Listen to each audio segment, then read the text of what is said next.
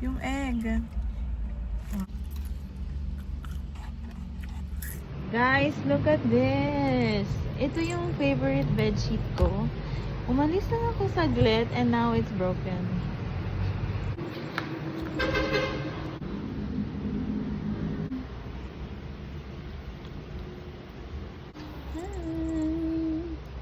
So I'm just gonna read for now. The one I'm reading now is The Best Lies by David Ellis. So I don't know how to show you the cover because I can't remove the ads on my Kindle.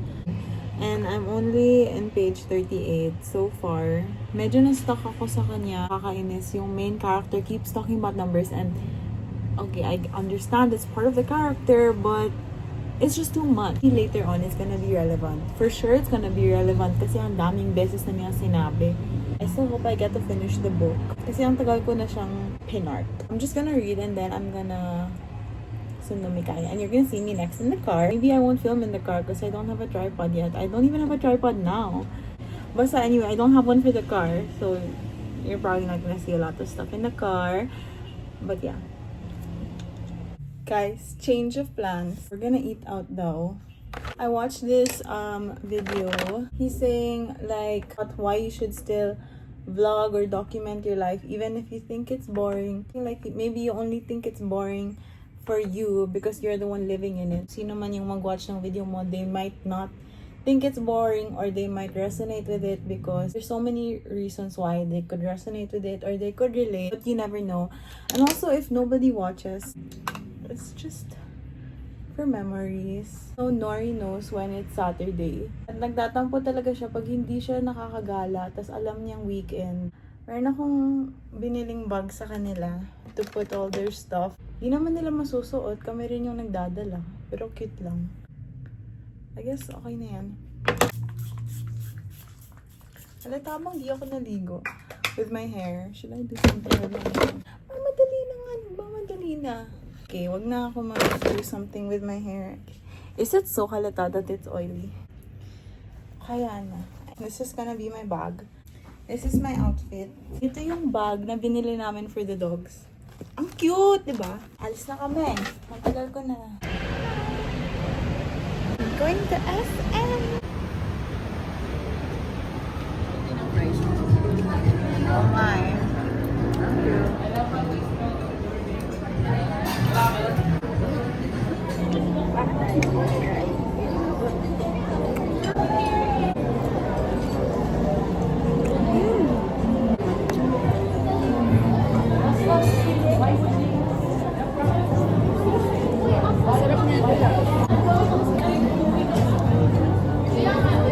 Guys, halata ba yung outfits pa? Because I don't have time to shave. We are eating in Chili's because all for me, 380. Pero lahat ng mga binili namin, plus 150, plus 75, tapos plus 120 for the fries. Parang hindi rin kami nag-all for me, 380.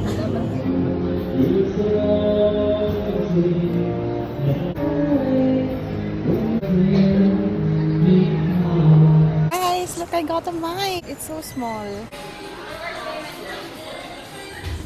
Guys, tapos na kami mag-SM. Didn't I say kanina, hindi ako mag-video in the car kasi I don't have anything. Oh my God, now I have something. Thank you, Mika.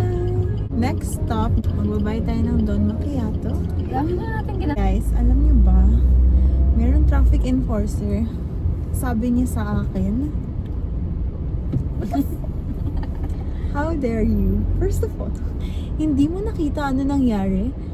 I was signaling to go right. Tapos, I was gonna go na talaga. Pero binilisan nung nasa likod ko and he cut me.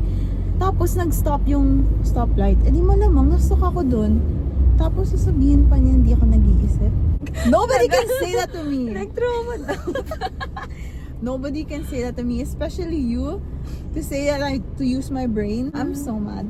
Anyway, bumili kami ng Don Macchiato, guys. We're gonna go home and then mag-try kami ng Krispy Kreme Dubai chocolate pistachio donut, which is 200 each. That's crazy. Sabi nung isang girl sa TikTok na yung nag-invent daw ng Dubai chocolate kanafe, everything is the same person, the same chef na nag-collaborate with Krispy Kreme. So that's why I wanted to see. This is my drink. Hindi mo pa naman siya ilalim. Oreo. It's so consistent. It is so good. We want to franchise. Plug agad, guys. Can you go to our opening?